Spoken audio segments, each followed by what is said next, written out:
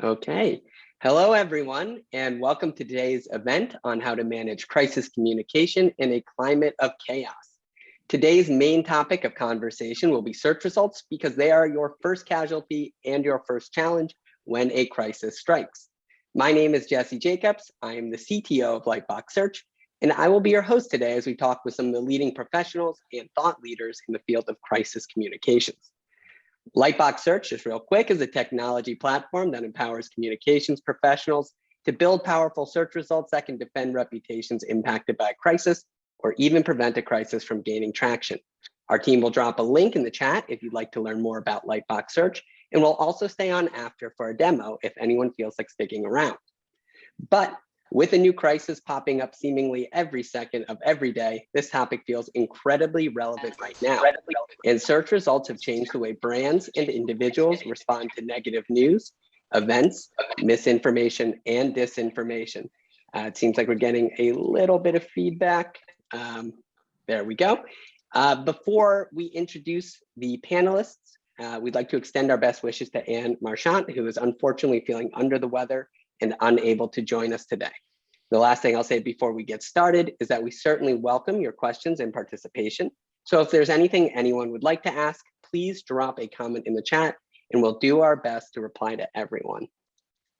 Okay, so I think with that, enough for me. I'm just gonna ask everyone to go around and introduce themselves, starting at the top on my screen. So Dave, would you please say hi and introduce yourself?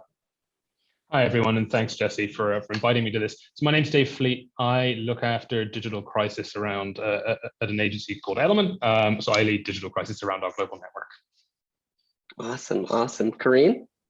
Hi, everyone. Carreen Winters with MikeWorldWide, MWW. I lead our reputation management practice, about 30 years of experience in crisis and issues management. Very happy to be here with you today. Thank you for being with us, Carreen. Eliot? Hi, everyone. Thanks for being here with us today. I'm Eliot Hoff. I run APCO's global crisis practice. Awesome. Thanks for joining us. Brandi? Hi, everyone. Brandi Boatner here from IBM. I'm the manager of digital and advocacy communications and looking at influencers as well. Awesome. Awesome. Our lone corporate representative. Dan, would you care to say hi as well? You're on mute. Hi, everybody. Thanks for having me. I'm Dan Simon. I'm the CEO co. All right. It seems we lost Dan for a second, but he is the CEO of Vested. I'm sure he'll rejoin us shortly. Larry, would you like to say hi? Sure. Larry Moskowitz. Some of you know me. Richard has bad things to say about me all the time. And I'm the CEO of Lightbox Search. That's why I let you go. Veteran of a couple of crisis wars with, and probably on the other side of Richard. Yes, Richard, would you like to introduce yourself as well? Jesse, I'd be happy to, but I see Dan is back with us. So shall we turn over to him? Well, I had the misfortune of being depromoted from a panelist to a viewer. So I had the double misfortune of having to watch you make excuses for me as just a regular viewer, which was talk about a crisis. So thank you, Richard. CEO of Vested. We're an integrated communications firm focused on finance. So my experience spans more than just what we would call special situations or crisis communications, but obviously had plenty of that in my career. Thank you. Great. Thanks for joining us and coming back too, Richard. Thank you, Jesse. Richard Levick with Levick, Crisis Public Affairs and Litigation Communications Firm. Larry, I'm working really hard not to respond to your unkind comments. We all in the green room, all we did was share love, and as soon as the mic goes on, it's like, okay, we're back at a battle royale. Well, we'll try and give everyone here a fair chance to get their jabs in. So with that, I think we've gone around and introduced all of our panels today. Again, thank you all of you for joining us, and let's get right into it. So to start off our conversation today, we're going to start with a question that's open to everyone here on the floor. How important does a role play in your activities in regards to crisis management? Sorry, how important a role does search play in your activities in regard to crisis communications and management? Does anyone want to join in? All right, I'm going to call on Carreen because you've unmuted. Oh gosh, silly me. Listen, I think that if you're going to be a practitioner of crisis and issues management, the environment and ecosystem are changing all the time. And we've seen so many things change the practice, and search is one of them. I have a little game I play, interns and new professionals love the idea of crisis. And so when you give them a little primer and talk to them, I always say, what do you think the most important media outlet is to any client? And they raise their hands and they say, Wall Street Journal, Associated Press, Bloomberg, the hometown daily where the company is headquartered. And I just let them give me all, and rarely do they say Google. But if we think about the way that we digest news, the way we find news, search has really become the engine of how we consume information. And so as such, we say Google is the most important media outlet for any client in any situation. And so with that in mind, I think that search has taken on a critical role in not only the identification of a crisis, but also the management and response of a crisis. Yeah, absolutely. That's a great response. What is it about search that makes it so significant? And how does it track up against, you mentioned the Wall Street Journal and other news outlets, but how does it stack up against, traditional or social media rather, in response to a crisis management or reputation management? Does anyone want to, Dan, did your hand go up? I'll just jump in real quick on what you said, which is that one of the interesting things is that the answer to which of those publications, and I'm talking here with a classic PR hat on, which one of those is the most important is sort of which one appears on Google, right? Because it actually Google in many ways levels the playing field between those publications, between the Hometown Daily and the Wall Street Journal. It's sort of, if it's on the front page of Google, it is inherently important. And that goes for trade publications and other things. So they sort of, in many ways, can hit harder than they might have done 10 or 15 years ago. The other thing, just with my practitioner of media relations hat on, is that we know that many of the media that we work with, I won't say are lazy, but are influenced by what the search says. And so, there is an opportunity as well as a crisis. Churchill said, never let a good crisis go to waste. So there's an opportunity in that changing landscape that Carreen just talked about to create anchor stories, as we would call them, where, what we know is going to get published. And then we know that is going to then influence the rest of the media reporting in a way that, again, in a pre-Google or early Google days, it may not have done. Media may have been more inclined to kind of do their own work and write their own stories. I think what you're seeing as a result of this, frankly, is a kind of more of a herd and sort of coalescing around a single narrative. And that can be both. That can be that can sort of amplify a crisis if the first thing out there is very bad. But it can also be an opportunity if you can change the first thing that's out there. Well, these anchor stories, as we're calling them. Yeah, that's a really great point. Eliot? So, look, search is critical, but search is also this bizarre wild west of everything. So everything we're talking about here is encompassed in search. And we keep saying Google search, Google search. And yes, most consumers will search on Google, but there are very sophisticated tools to search in other ways. And it's very important before you sort of jump into search relating to crisis to understand who your stakeholder is, who you're trying to reach, who you don't want to reach, and how they're getting their information. So are they just Googling? Yes, everyone Googles, but do they have these other tools? Are they looking at other things? Are they able to search more deeply and find things that will not rise to the top, not the Wall Street Journals, not the Bloomberg, that may be very impactful to their business? So I think it's important for us to understand that there's search beyond Google, although Google is synonymous with search. Yeah, I'll just build on that maybe, if that's okay, Jesse. Yeah, I think I completely agree with that, Eliot, that, I think the answer to your question is a frustrating, it depends. I know we've talked in some of our kind of discussions previously around like some of the types of crises where Information may actually be percolating in areas that may not be up on the front page. Broadly, we know search is usually going to be an important channel.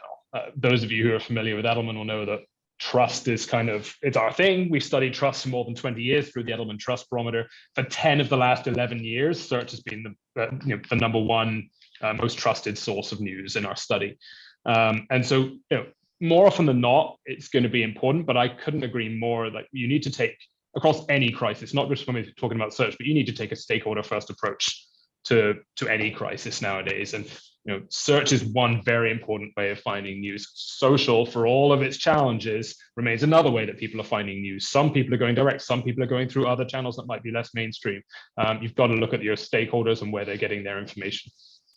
Yeah, absolutely. I see Brandi, you're nodding your head with that. Yeah, because I just wanted to add what Dave was saying about social and the second part of your question, Jesse. Right. And when you talk about social media, that's another, as Dave said, another source where people are getting their information. What's funny about social media, and I said this, and I might have shared this with this group, is, Instagram or pick, TikTok or whatever, that might be your pretend life or the life that you're showing people, but search is your real life. Like that, if you really want to know someone, look at their search so that you understand, oh, that's really what this is. Well, looking at social media as a platform for news consumption or, where you go or what have you, there with crisis, there's reputational risk in that. And that social also plays, a role in crisis management when you have to, make sure your reputation on social, which can spread very, very quickly, if not handled appropriately, can really be, can cause harm to your organization, your client, or what have you. And so if you look at search and just the sheer speeds of the feeds that we're looking at, whether you go, to search, whether you're going to your inbox and LinkedIn as a news aggregator or what have you, social media, it's almost like they have to be complementary to each other, social and search. And some people might say, yeah, we look at both or what have you, but to just everything that Eliot said and, Dave said, search is incredibly critical to how you manage the crisis and just other things that augment or complement what you're looking at. Yeah, absolutely. And you brought up a really good point about how the speed has changed in which you respond to a crisis due to search, which kind of brings us to one of our other questions, which is how has the crisis management playbook really changed now that search is being factored into the equation? And I want to ask this question to Richard because I don't think you've opened your mouth yet. What do you think? Well, I know, first of all, I wanted to shock everyone that I could actually be quiet for 14 minutes. So I thought I'd try something new. What I'd like to do is sort of take your question on, but also I wanted to emphasize some of the great things that Dan, Brandi, Dave, and Eliot just said, because I think they're so critically important. What we do in crisis evolves, so radically, so quickly. And I think the most important things are what we do beforehand. Use your peacetime wisely. What words of exposure, legal terms are critical or are rising? What do we see the plaintiffs bar, AGs, attorneys general, NGOs? What do we see them doing ahead of time? Because that's when we really need to be thoughtful about search. If we don't see AGs or NGOs or plaintiffs, law firms, or other regulators looking at certain terms, whether it's dealing with plastics or white collar or Foreign Corrupt Practices Act, if we don't see them engage for a while, and then suddenly we start to see those terms being used, whether SEO or SEM, it tells us we need to change, we need to be strategic, we need to be thoughtful. So I think what we do ahead of time is really critical. What we do in the instant of a crisis, I think one of the things that changed crisis more than anything, yes, Al Gore inventing the internet has obviously changed it radically. But, so did Donald Trump, right? I mean, because what Donald Trump did, named more than 3 business stories during his 4 years. I can think of Carlos Ghosn, I can think of Boeing, I can think of VW. That's about it. That lasted more than a week or two. And those elongated crises that all of us used to have to deal with, they tend to have a much shorter cycle now. And as a result, search is important, but it's much more important from the prophylaxis. And then in terms of just a couple of things, if I may, and Carreen, I'm going to have to get into praising you on the next answer, but here is I love what you said about truth. The way our minds work, truth is what we learn first. We get too much information to decipher, we categorize it. So Dan, as you say, getting out there and being first is so critical in this day and age. We don't have time for epistemology. Two, I love, Ellie, what you said about, what's the topography? Who are our adversaries? Who are our stakeholders? Intelligence informed strategy. Unless we know that, the most brilliant of digital strategies or corporal strategies are not going to work. And Dave, when you said it depends, I thought that was so great because everything is sui generis. Everything is unique. Who are our allies? Who are our adversaries? How much time do we have? What's the budget? And then finally, I think one of the challenges we find with some of the brilliant digital minds, and Dave, I'd be curious if this is an issue for you over at Edelman, which is some of the younger people who are so great at digital and social, don't have the years to have business experience, legal experience, understand history, understand the law. And as a result, sometimes they come up with tactical issues, but they don't understand the sort of the larger issues that are encompassing the moment. Absolutely. And at Lightbox, Larry and I, we totally agree with kind of the standpoint that you just put out there. We call it building a digital fortress, which is what we recommend, our clients and our users do in peacetime, as you say, to help them be prepared in the event of a crisis striking. I see, Dan, do you want to say something? I see you nodding along a bit. I've been accused of nodding too much during while I listen. Actually, I had a question for Eliot, which is like, could he expound a little bit more on these advanced tools? Because my approach is the common denominator, which is just like maybe as far as advanced as I get is search Google, press news, right? And I know that even some very sophisticated journalists don't, and other influencers don't go any further than just search Google, and that's what I mean when I say capturing that first mover advantage. But I'd be interested to hear about additional sort of tool sets or things, thinking about search in a more nuanced way. Yeah, it really depends on who your audience is and who your stakeholder is for the crisis. So, when I work on something, my mother will sometimes say and think, George Costanza's mother, who my mother's also sitting in Queens right now, my mother will sometimes say, oh, what are you working on? And I'll tell her what I'm working on if I can. And she'll search Google and she'll find it. She's the Google audience, as well as journalists and a lot of other people. But if you're dealing with members of Congress, if you're dealing with regulators, if you're dealing with much more sophisticated audiences for that crisis, they're using AI-based tools to search. They're using other platforms to search. They're including social media in their search. So search and social media are not independent of each other when they're searching during the crisis at all. So it's much more beyond that Google search. And also when we use search to react to the crisis, in many cases, as crisis practitioners, we're not trying to get the information out there. We're trying to get the information, I don't like the word hidden, but we want the information only towards specific audiences. So we have to be very careful about how we use search as well. And what we've been doing a lot of is trying to dig deeper in influencer relationships and finding out who are the influencers searching. So where are they getting their information? So who's influencing those influencers during the crisis? Where is the base information coming from that's creating a narrative around this crisis? And how do you include that in sort of your toolbox of crisis responses? Brandi, do you want to weigh in on that? Sorry to cut you off, Dave. I just saw Brandi nodding enthusiastically.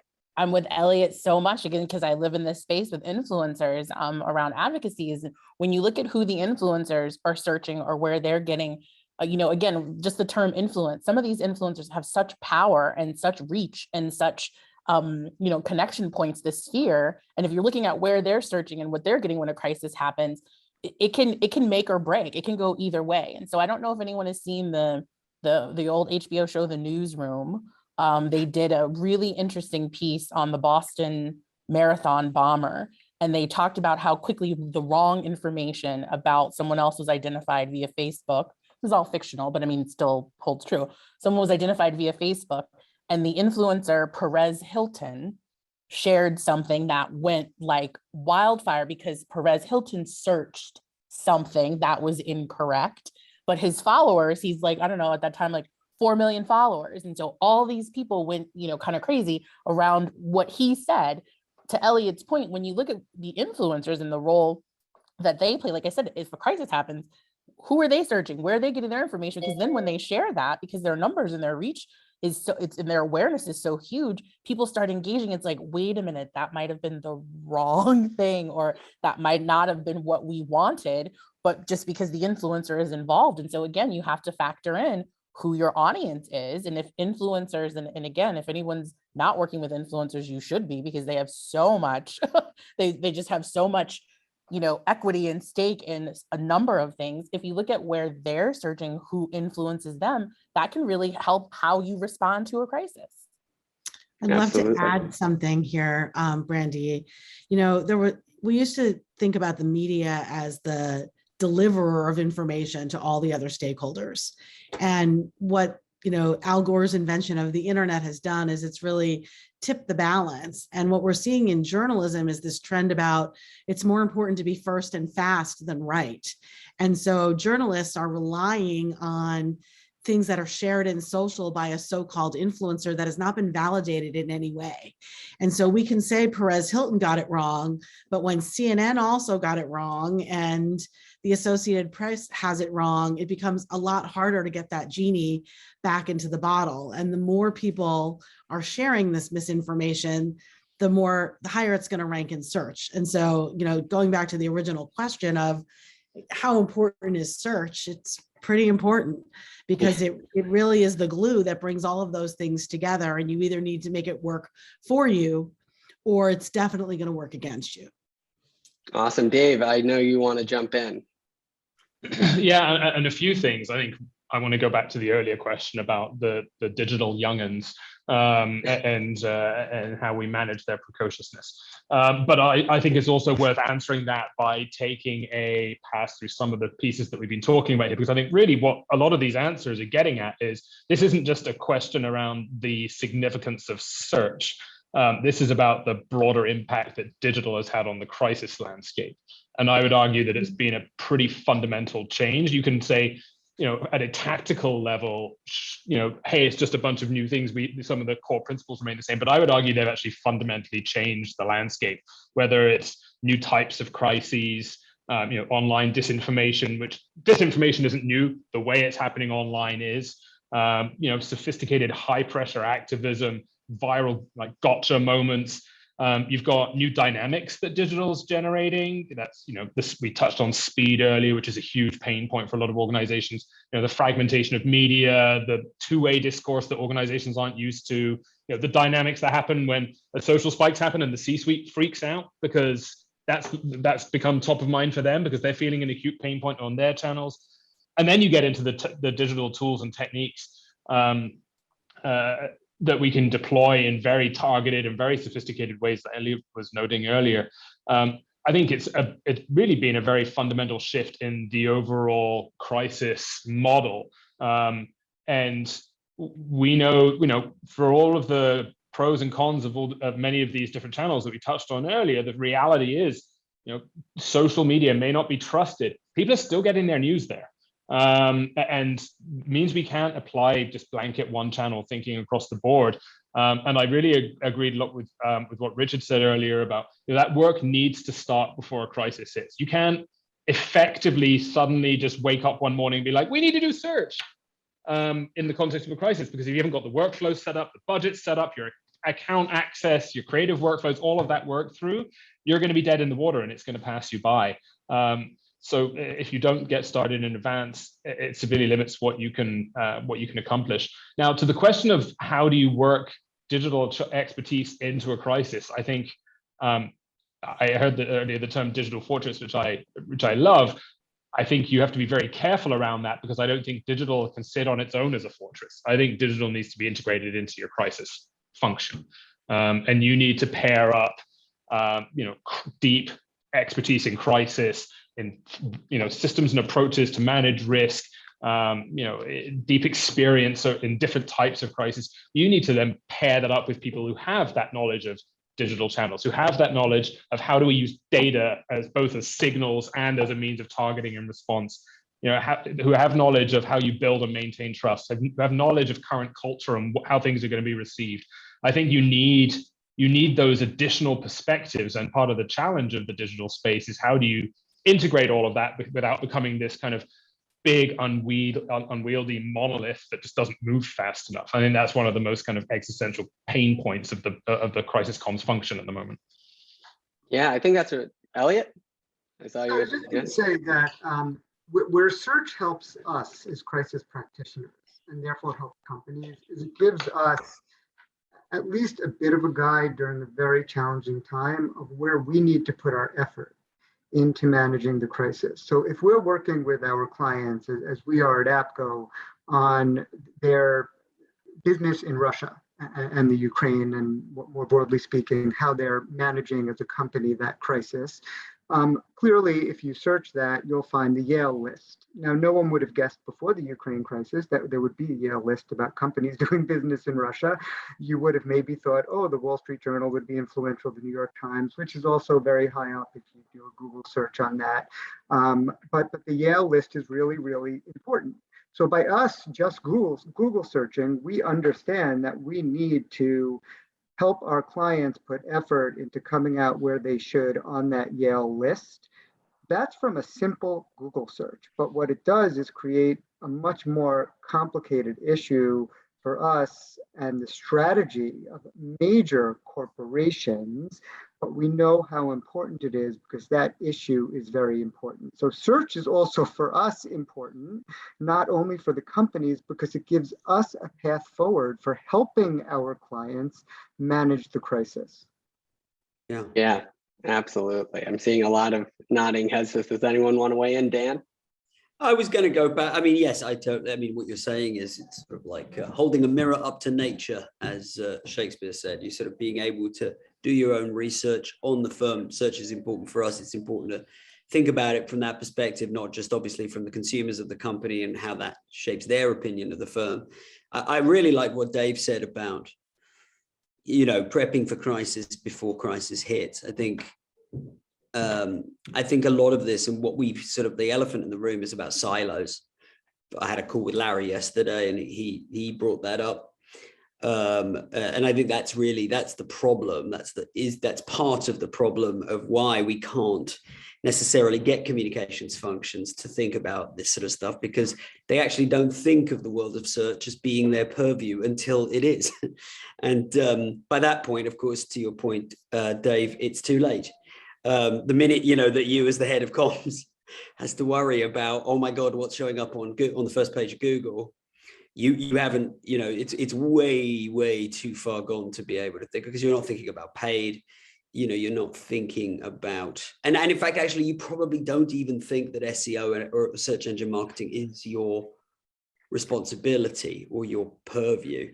And I think if I'm trying to do something for our clients, it's to try and get them to understand, the comms people to understand that the tools of marketing, it's not just that comms tools sit at the top of the funnel and marketing tools sit at the bottom of the funnel. It's that any one of those tools can be a comms tool.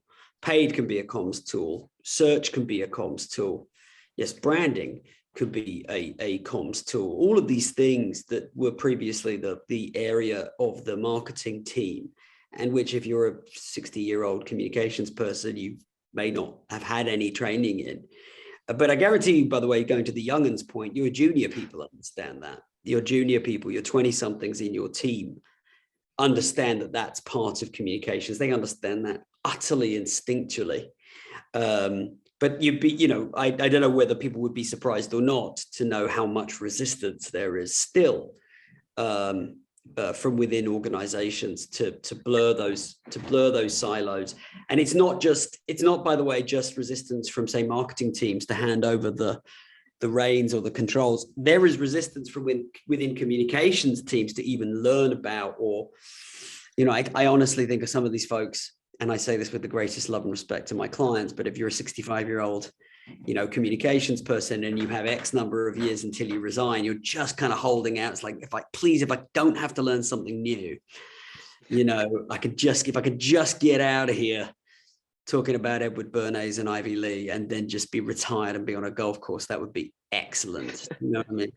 You make an excellent point, though, or just to pick up on one piece there, and is that the idea of siloing, and you talked about the marketing teams. I think flipping what you said on to kind of to the other side of the coin is, what digital has done is introduce this world now where the crisis comms function doesn't hold the keys to some of the channels that you need. And so working through the dynamics and the education of, with your search team, and social media doesn't often sit with comms nowadays. It often sits with marketing, search, website. All of these channels live outside the comms function in a lot of organizations. So that groundwork has to be set in advance. Otherwise, you're playing catch up, and we won't catch up.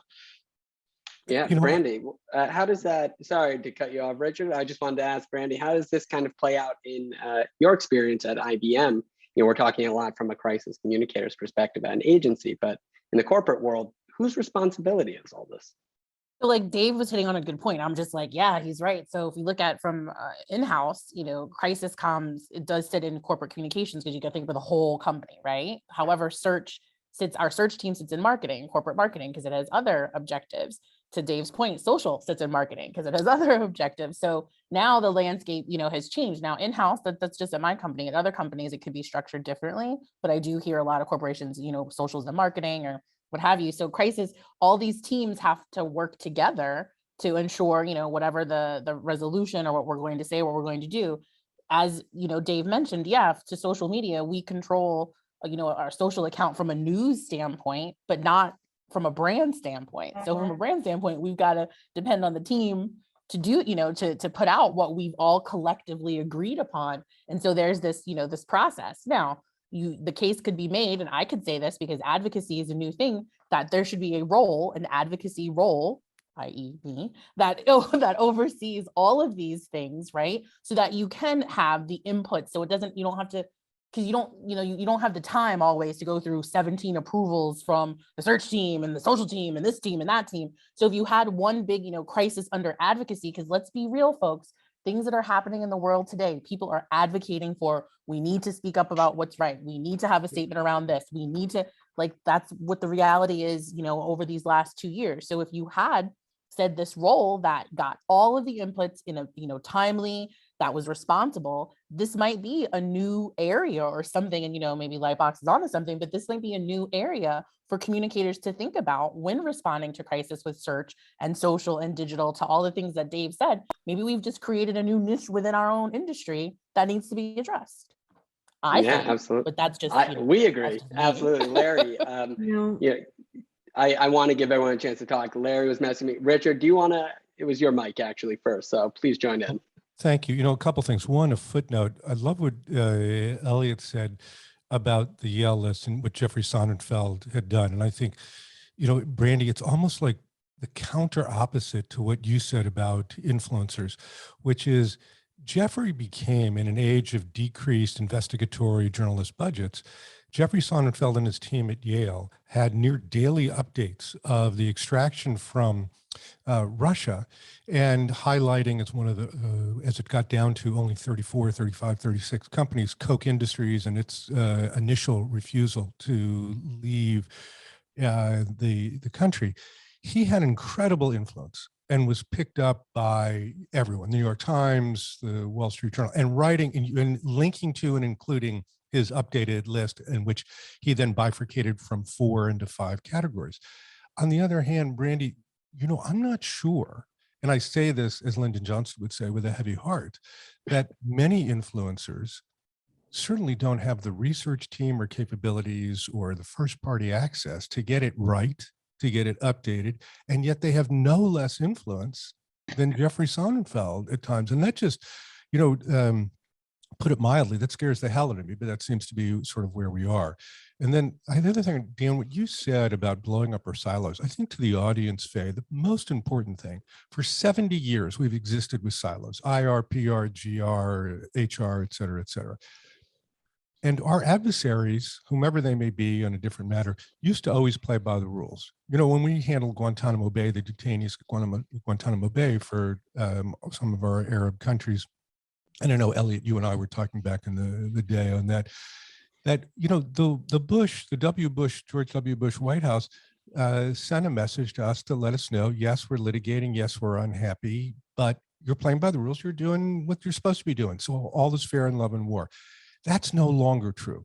Your adversaries are often grassroots. That's to Dave's point about why it's so important to understand what's happening ahead of time. And that cleavage between those silos, that's where your adversaries are going. Everyone now, whether they realize it or not, is practicing Saul Alinsky's rules for radicals. And if you look at every single issue, fracking, Keystone, sugar, offshore, GMOs, everything comes from the grassroots. And that's why it is so important. Blow up your silos, get a multidisciplinary view, include those young people who understand digital and social better than, as Dan pointed out, some of us in our 60s who are waiting to get on the golf course. It's curling for me, Dan, by the way, but be that as it may. We need to have those multidisciplinary teams together to look at all the aspects and then figure out what the brilliant strategy is. And then some of it will be social and digital, some of it will be optimization, but some of it will be talking to a key reporter or an association or a highly followed media publication, which we know is going to influence search. Absolutely. Larry, I know you have some experience breaking down silos as the manager of an integrated communications agency. What are your thoughts on all that? Well, I think I wanted to get back to how far we've come in such a relatively short period of time. What changed from when I started as a young reporter for the now effectively departed second largest news organization on earth, United Press International, which now may have one employee. Back then we had 1,800 journalists. And I had to go through a copy desk in Pittsburgh or Philadelphia, and then it would go up in New York, and I'd get questions back on a teletype machine before anything hit the wire. And nothing appeared in a newsroom, whether it be the New York Times or ABC or NBC, and there was no CNN, until it went through 3 or 4 sets of filters. And those filters were experienced journalists, probably well older than 60, because they needed to continue to work because UPI didn't have a decent pension plan.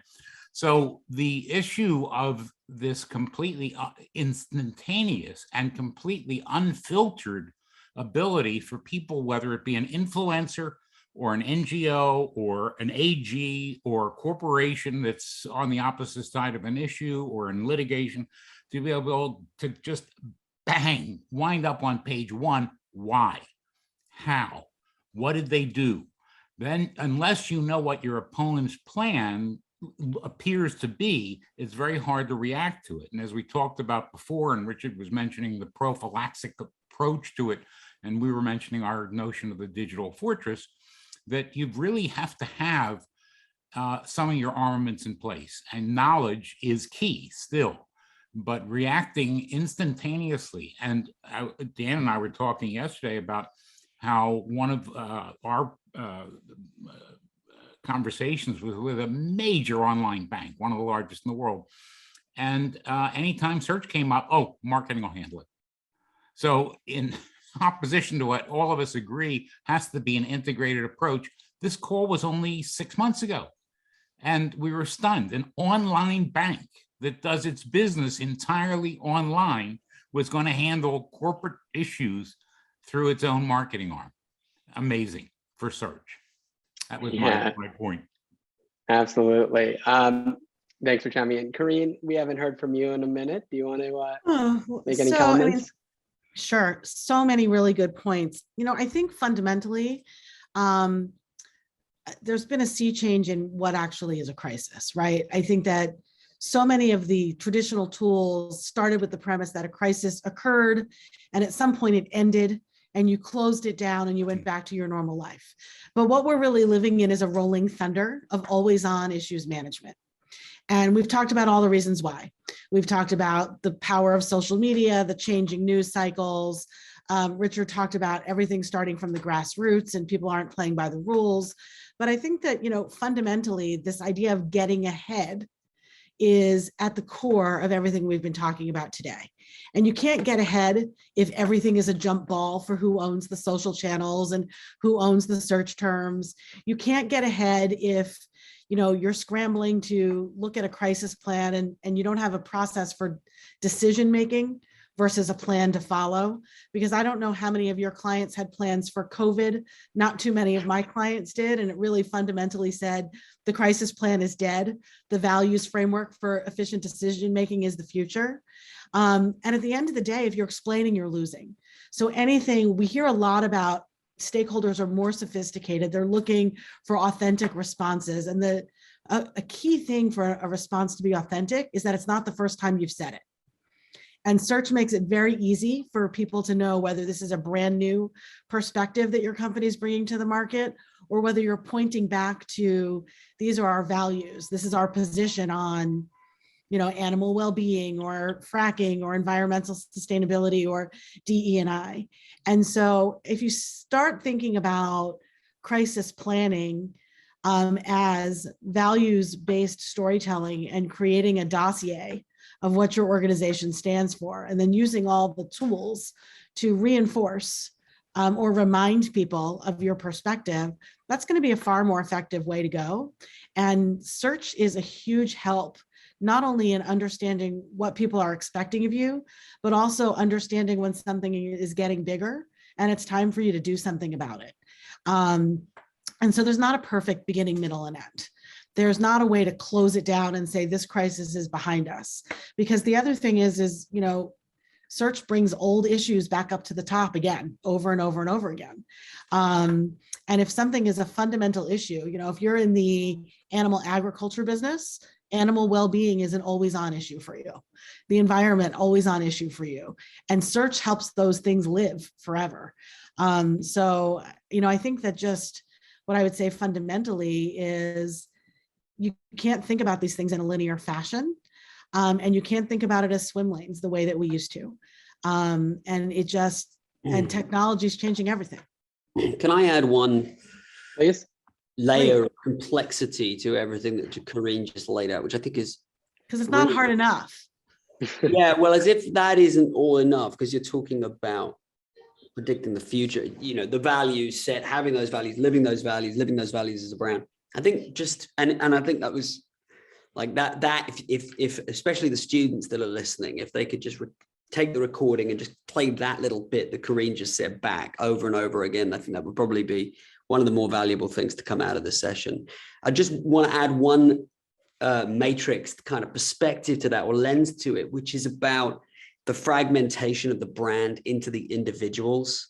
So I think, in many ways, I'm thinking about the students that are listening here, and we're talking about, someone said the 70 years, I think it was Larry, the 70 years of silos. And we're in this sort of generational moment of change.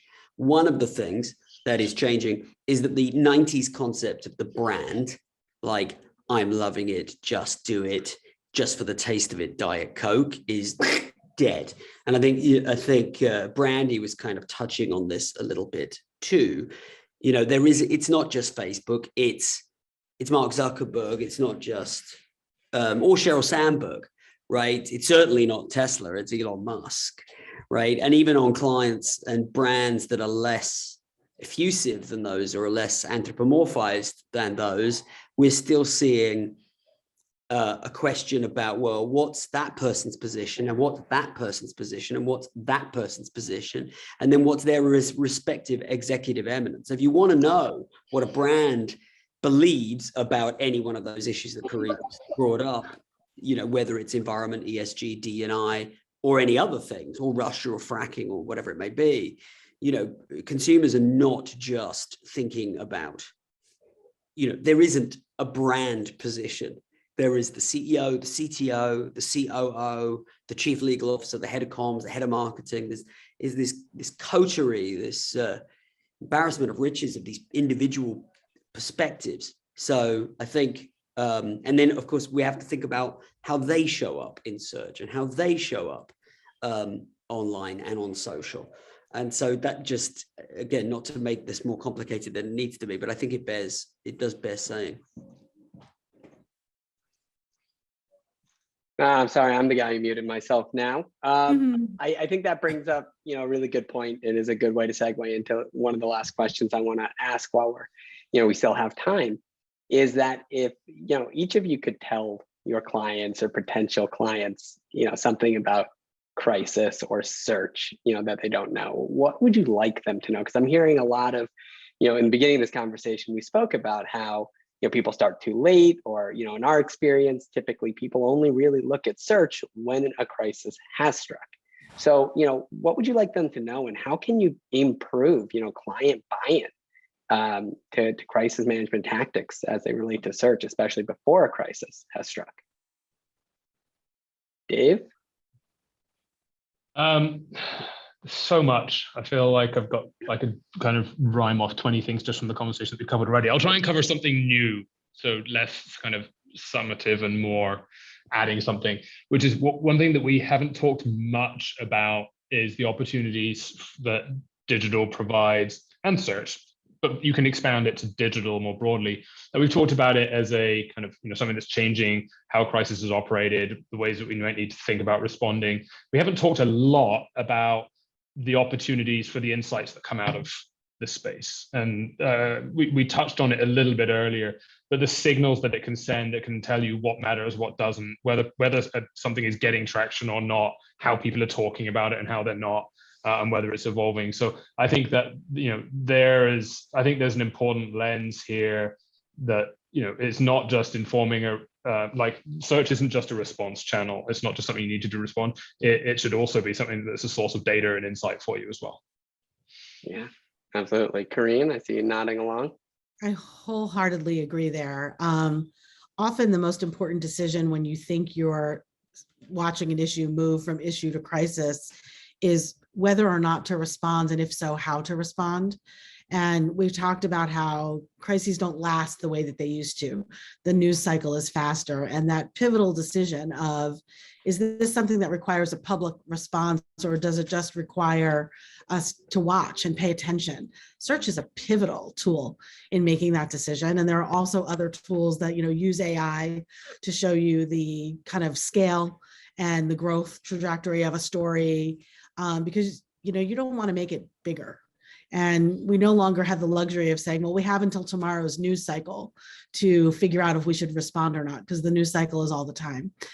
So I am struggling to come up with an original point we haven't already talked about, but I wholeheartedly agree with what Dave said about using it not only as a tool, but also as an insights guide and the decision-making guide. Can be super helpful with executive leadership as well, to be able to show them, the reason that we think we need to pivot in this direction is because if you look at search data, it tells you this is where our stakeholders are going with what they care about. Awesome, thank you. I saw, Richard, you were nodding your head along with that. I nod my head all the time. But four thoughts here. One is I'm often surprised, and I wonder how many of my peers on the panel are as well. You get these pretty good research reports before an important meeting, but no one's really just looked at Google and just looked at it. Stop pulling all the articles, tell me what they said. Just take a look. What does that screenshot tell you? I mean, who's using SEM? Who's using certain keywords? What's changed in the last few days? And I think one of the things, we've fallen in love with artificial intelligence and what all of these tools can tell us, but we've forgotten the importance of using human intelligence over AI to give some sort of historical, broad view to tell us what's going to happen next. Because at the end of the day, that's what our clients are paying us for. What's going to happen next? Two is, I think that if I was going to tell clients anything, it would be, particularly, Eliot, your work, our work, so much of it's on the defense side, with the law firms.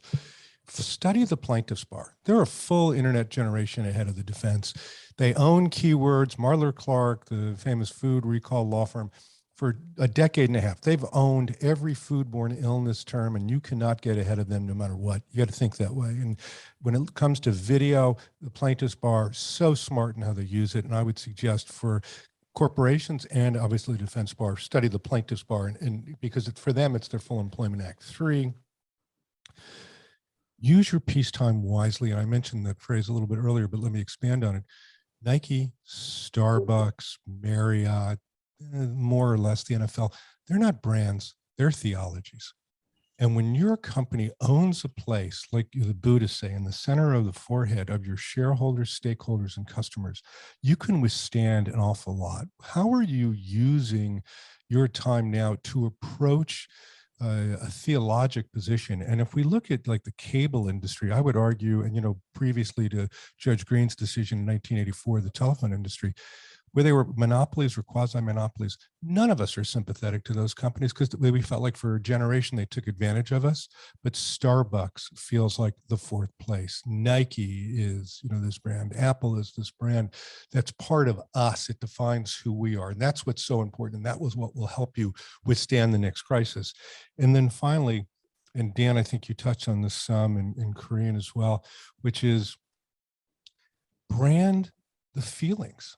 Start and embrace, as Oreo did during the Super Bowl and the blackout years ago, brand the feelings that you want people to have and own those. Because at the end of the day, we get too much information to be epistemological, to study it, to think about it, and we just operate on our feelings. And the more that we can impact that and control that, the more that we will have people thinking, that's a problem, but that's not the company I know. I'll give them the benefit of the doubt.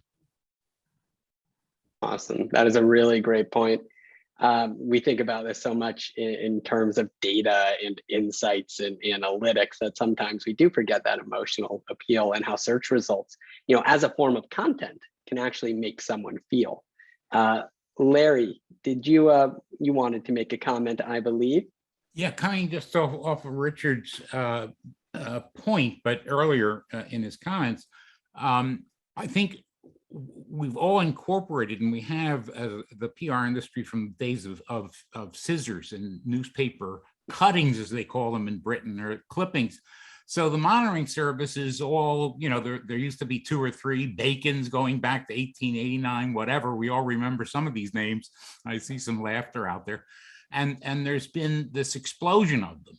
But unless you monitor search on a routine basis, you're missing the most important medium. So are you monitoring it every day, every week? Are you even looking at it on any kind of routine basis?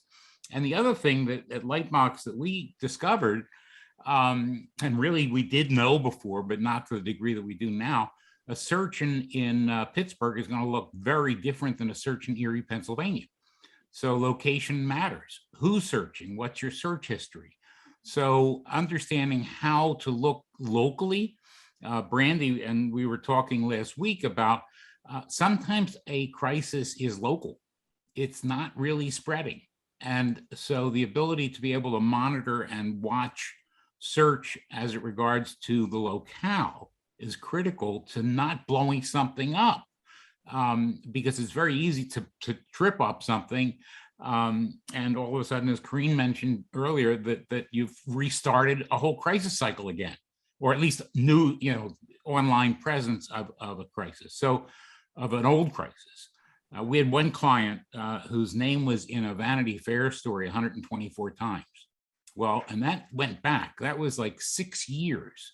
And the story wouldn't get off of page 1. There was nothing to be done because Vanity Fair's got a very high domain authority. It's up there with the New York Times. Why? Because they started early. That search appears more virulently in New York, where this individual is, than it appears in elsewhere. But it also appears in London because there's not this individual also has a business in London. So is it local? Is it national? Is it affecting their business? Can you contain it in its local area? At least monitor it. And so I think that's one of the key things is paying attention to it, like we pay attention to news. That was my comment. That's a really great point, Brandi. I saw you nodding along with that as well. What would you want your takeaway for your stakeholders, not necessarily your clients in this regard, but your internal stakeholders? What would you want them to know before we end today? Yeah.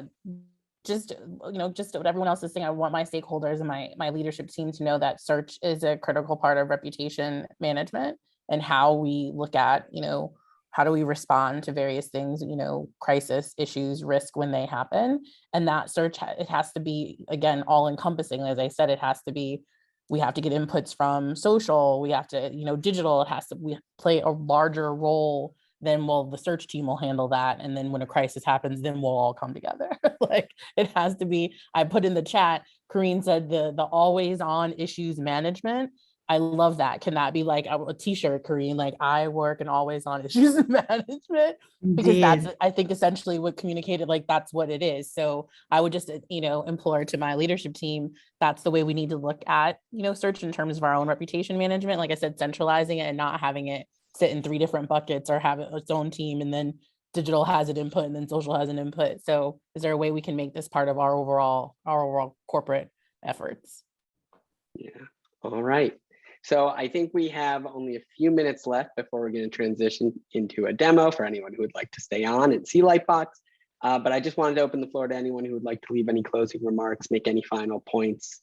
Eliot, Dan, I don't know if I got to in that last question, so let's start with you. I would just sort of go back to where I started. I'm not repeating exactly the same thing. Understand your stakeholders and where they are getting their information and where they are searching. If you are looking at Google and your stakeholders are getting their news on TikTok, as many younger people are doing, you are wasting the time of your clients and you are not managing the crisis correctly. So it's very, very important to really know what you're up against. I think that goes a lot to the human element, which Richard spoke about. That's why we're hired. And it also goes to the fact that social media is now a news platform as much as a communications platform. The one other thing I would add is that I sort of implore everyone listening not to think so much crisis communications, which puts us in the comms box. It's okay for a communicator to run a crisis team, but the discussion earlier about the interdisciplinary crisis team is critical. That should include marketing, it should include public affairs, it should include branding, depending on the company, it should include executives. So it's just something else to think about, as all my very smart colleagues on this call have mentioned. Yeah. Awesome. Dan, did you want to make any? Just a reflection back on so many interesting things that are said. By the way, I loved what Carreen said earlier about, the speed with which the crisis, sometimes you're using search just to assess whether you speak or not. One of my favorite, more recent kind of trying to manage making it worse examples was the CEO of United saying that he had reaccommodated that passenger who was dragged off the plane, bruised and bloodied, and obviously that extended something that didn't need to be extended. So sometimes the best action is sitting, watching and waiting. And that's great. Just one thing I've thought about is just as you talk about this interdisciplinary thing that Eliot was talking about, and I was listening to Richard and I thought how much we can learn from the legal profession, how much we can learn from the political profession, and just even the way that Richard was framing it. I don't use the word opponent necessarily, but it's important. There are always 2 sides to these things. And I just think that, there's some connectivity there between the way that Richard was thinking and the way that Eliot was talking about the interdisciplinary. We've all got so much to learn from one another. And I wonder if, crisis is an opportunity in a way, using this idea about not letting an opportunity to go to waste, or seeing the opportunity in a crisis for us to kind of learn from each other's disciplines, from these silos, and from each other's industries. In how would a legal firm respond to this? How would how would we do this in politics? Because I've certainly learned a lot today listening to my friends on the panel here. Well, fantastic. And I think with that, we're just about out of time. So I want to say thank you everyone for your participation today. Dave, Carreen, Eliot, Larry, Richard, Brandi, and Dan. Special thanks to Faye Shapiro at CommPRO for helping us organize this event and put everything together. And with that, I think we'll begin our transition into a demo for anyone who would like to stay on or ask any questions of the Lightbox team as well. Okay. So I'll just give everyone another second. Our panelists here are going to stay on with us because that'd be great to have you. More than welcome. All right. So I think with that, we'll transition over. Thank you for the nice comment. I'm glad our audience enjoyed the event. I'm going to now share my screen. We'll transfer over to a live demo of Lightbox Search, and we'll show you how the application can help you, investigate, research, manage a crisis, and things like that. Okay. So here I have some search results for Disney, which I think is an example everyone's been, talking about today in the world of crisis.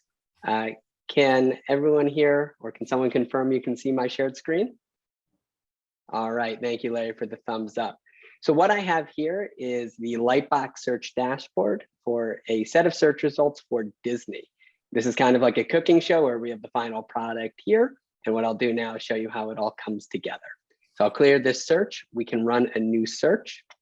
And unlike a traditional search engine, we do employ some of that human and AI, analysis, so you don't have to. And we also allow you to search from any geographic location that Google is available to help you understand how local search results differ from place to place. After that, all we have to do is run a search for our keyword or phrase, and we'll instantly, in real time, begin to analyze search results from that location for that search term. Now, everything I'm about to show you can be automated, so you can watch it, so you don't have to watch anything load, and it can be a real set it and forget it system, allowing you to, access your analyzed search results, your benchmark reports, whenever you'd like to. So what we have here at the top of the page is our search term, our keyword. And at this point, if we said, hey, we wanted to, report on Disney every single day, every week, every month, we could stop and set a search schedule at this point, according to our chosen frequency. And we don't have to set an end date, so we can let that run indefinitely. At the top of our organic search results, which we have here, this is page 1 of Google, just like you might see it, where you have a set of info boxes. So this is like a dashboard that's always available at the top of your search results for every search. From left to right, we have the Lightbox score, the sentiment distribution, the category distribution, the monthly search volume, and the advertising information. And already you can see we've begun to integrate different technology services that you might find in isolated services in media monitoring, social media listening, SEO analysis, and SEM as well. So the Lightbox score, just again, going left to right, is like a FICO score for your search results. It's color-coded to help you and your clients or stakeholders understand at a glance how healthy your search results are that day.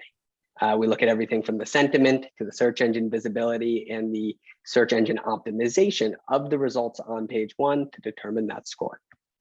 The sentiment distribution, we actually use IBM to help us analyze search results, so we're extremely accurate. And we allow the user, where we differ a little from traditional media monitoring services, to update or override our native language processing settings so they can customize reports or make corrections as they go. But as you can see here, we're looking really, really great. The category distribution is where we begin to blend in some of that human intelligence. So we're not using AI to determine what the content is. We built a database that helps you understand, the breakdown of this page for Disney is mostly corporate sites. We have a couple of e-commerce websites. We have some news today, and we have some social media content as well. The monthly search volume is the latest full month of search volume. And the advertising information is your cost per click data pulled straight from Google Ads. So again, where we start to blend some of that SEO and SEM information. As we scroll down the page, we can see our organic search results. Each result has a bottom control bar that has your sentiment, your category, your SEO analysis summary score, and then your domain authority. The sentiment can be updated using just these buttons right here and saved if it's incorrect or you'd like to update it. And this will be correct for all future searches, for Disney from the United States. So if you're monitoring and you have an automated search running, you won't have to go through and correct all of this. We do offer managed services to help you do that, if anyone didn't want to manage the application themselves. Each result gets put through a comprehensive SEO analysis, and this is where we start to get into some of that heavy SEO data, like you might be familiar with from SEMrush or some of those other tools. But we focus more on the content angle. So we're looking at data points that the PR professional, the crisis communicator, the corporate communicator has a higher degree of likelihood to be able to influence and improve. So things like where was your keyword used, how many backlinks are there to the page, which are like hyperlinks back to the page for anyone unfamiliar, which Google uses to determine, how popular, how authoritative, how trustworthy a source of information is. We pull all of this in and summarize it into a color-coded score, so you can scroll through the page very quickly and identify where you have strengths and weaknesses. And if in the example, like here, we have negative news, we can ascertain how strong is this negative news, and therefore how likely is it to stay on page 1 of Google? Is it going to pop in and out of top stories as a very brief blip on the radar, or is it gaining significant traction? In this case, we can see that this story so far hasn't gained significant traction, at least in the sense of it hasn't been redistributed in a way Google can track and follow. So it's not necessarily the same as social analytics, but we can tell that no one's reposting this, resharing this in a way Google can keep track of. So therefore, it's unlikely to really take root in our search results and be a page 1 crisis that we have to deal with for a long time. If anyone, by the way, has any questions, feel free to interrupt me. I'm just rolling through, and if I do miss a question in the chat, if anyone else sees it, please feel free to, ask me to address it. Just moving right along, with our search results, we do pull in some, related information like related keywords that you should also consider monitoring. This information, as well as the search volume, the cost per click, and the competition rates, are all localized. So you can get an idea of how how search results are different or trending, and audience behaviors as well are different or trending in different locations. So if we were to narrow into a specific city or a state, or zoom out and look at a different country, or globally, we would see different data in all of these places. Once we've looked at this, if anyone wants to just you can feel free to unmute and join in with a question, or you can post it in the chat and I will I'll read it out and address it. Thanks for asking, Denker. But going through here, at this point, if we said, hey, look, we have negative news and we weren't really sure what to do about it, we do have the ability to generate a custom action plan. So what we'll do is we'll take a look at all of this content and data on page 1. We're going to tell you what we see and give you some guidance on steps you can take to address this information. So we can see here, we identified 2 threats and 5 opportunities. Lightbox, unlike other services, which will give you thousands of data points and different pieces of information, limits this to 10 action items that you could theoretically achieve in a day. If you're monitoring every single day, week, or month, having that backlog of issues or problems, there's just no point to it. So what we'll do is we'll go through and we're going to tell you why what we found matters. So in this case, we have negative news in position 2.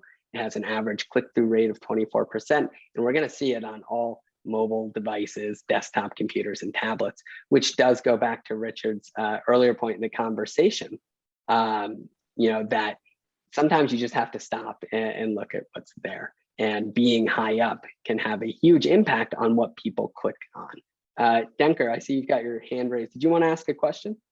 Yes, sir. Thank you, Jesse. It's let's see. I don't know why the camera's not working, but so it's just a question about the negative or positive news. In this case, if you have something where you're showing here, like Disney's class with Florida has CEOs on alert, that looks like a negative news piece, but wouldn't in some cases wouldn't it be a little bit hard to distinguish between whether that's actually a benefit to Disney as opposed to a negative piece? Because maybe Disney's fans would say, okay, yeah, we don't agree with Florida's stance on whatever this article's about, and so we follow Disney. So maybe that's actually appears to be a negative publicity, but it's actually might be positive for Disney, right? So I mean, how would you determine, based on this data, how would you determine whether that's actually positive or negative publicity for the client?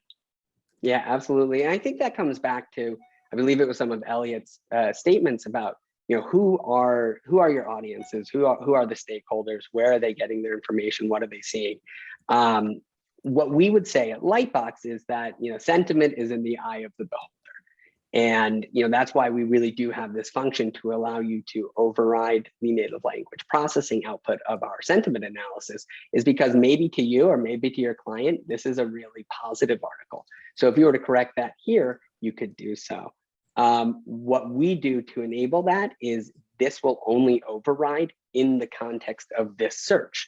So if we were to now start searching, if we were talking about, maybe we're working on Florida's tourism, project, we might say, hey, look, this is a negative result in that context because we're clashing. So if we were searching for Florida or Florida tourism or something like that, we could have this analyze search results from that other perspective as well.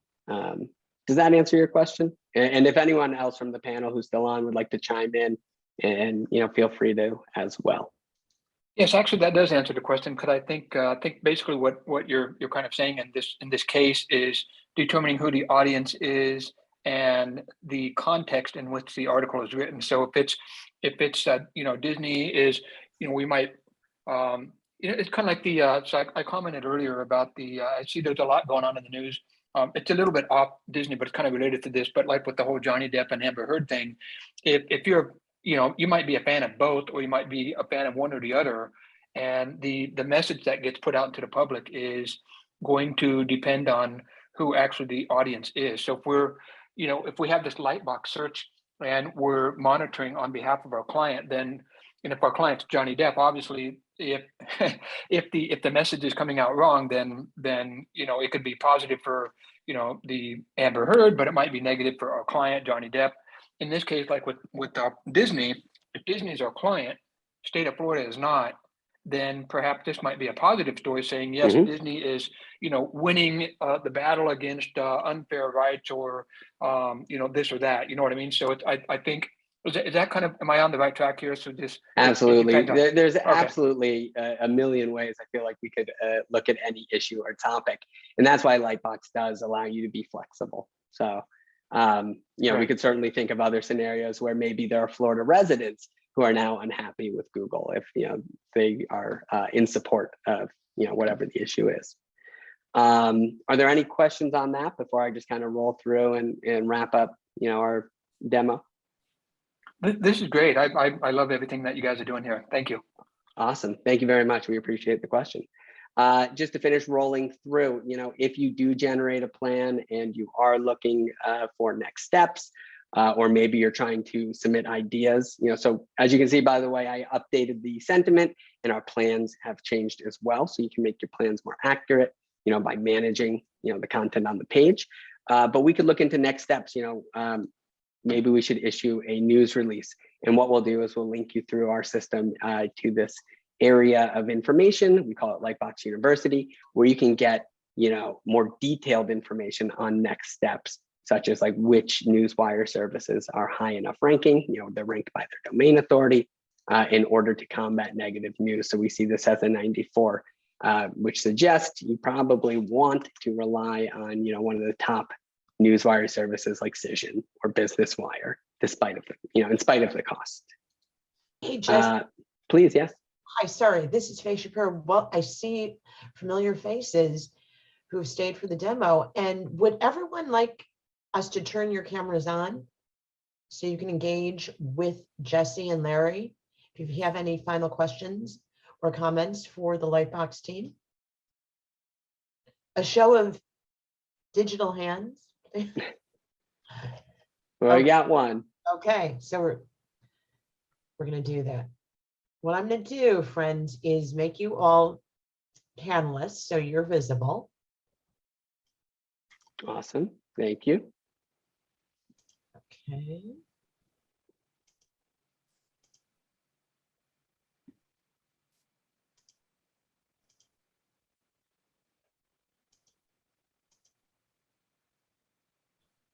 Summer. Okay. There is Dinker. Oh, I'm loving the tropical scene.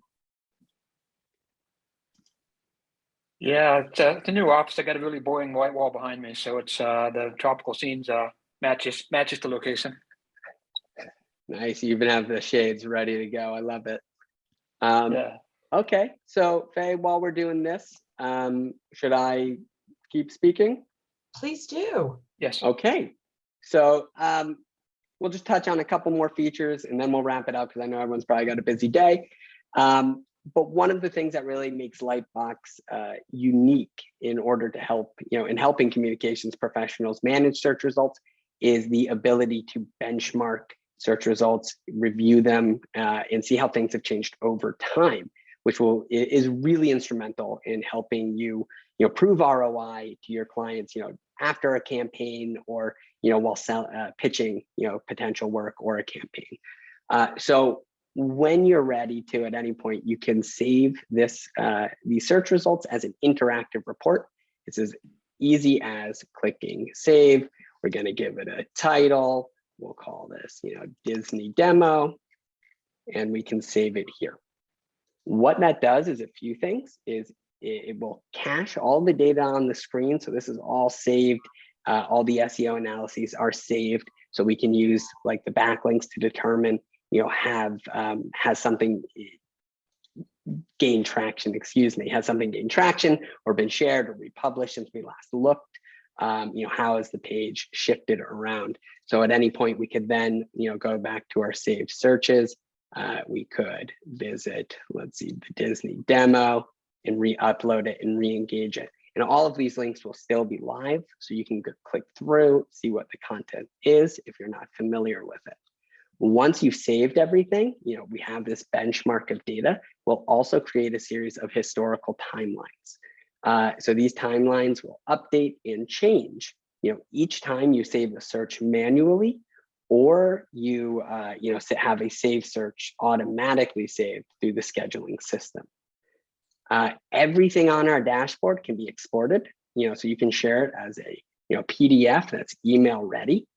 So for example, we could send this out in one click, to our team or to our client to say, here's what your search results look like today. Here's how everything's changed. Or you can export, this will open in a new window. So you won't see it, but you'll see the, the image file populate down at the bottom of my screen. You can download every element of our dashboard as an individual graphic. And this will help you save time if you're doing regular digital audits, if you are creating reports for clients on an ongoing basis.